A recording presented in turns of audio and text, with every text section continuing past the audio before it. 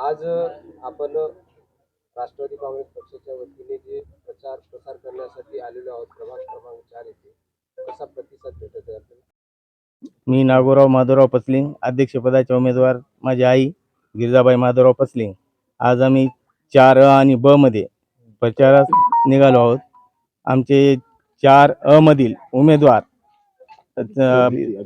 आदिती बाबासाहेब चौदंते आणि 4 ब मधील उमेदवार आमचे कोदली सूरज भैया यांच्या प्रचारास निघालो आहोत।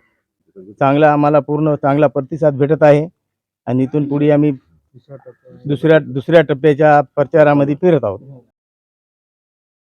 नमस्कार, मी सूरज रघुनाथ कोदली, प्रभाग क्रमांक 4 अ मधून आदिती बाबासाहेब चौदंते आणि मी ब मधून सूरज रघुनाथ कोदली आणि आमचे नगराध्यक्षासाठी थांबलेले गिराबाई पचलिंग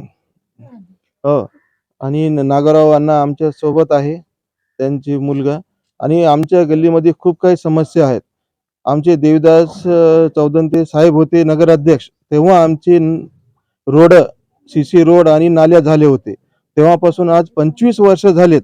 माझं नाव आदिती बाबासाहेब चौदंते, मी प्रभाग क्रमांक 4 अ मधून थांबलेली आहे आणि माझ्यासोबत प्रभाग क्रमांक ब मधून सूरज कोतली सर, त्यांचं पण शिक्षण BSc सायन्स मध्ये ग्रॅज्युएट आहेत ते, आणि मी BHMS करते आता। आम्ही दोघं पण खूप शिक्षित आहोत, उच्च शिक्षित। आणि आमचे जे अध्यक्ष सर आहेत, अध्यक्षपदासाठी थांबलेले गिरिजाताई पचलिंग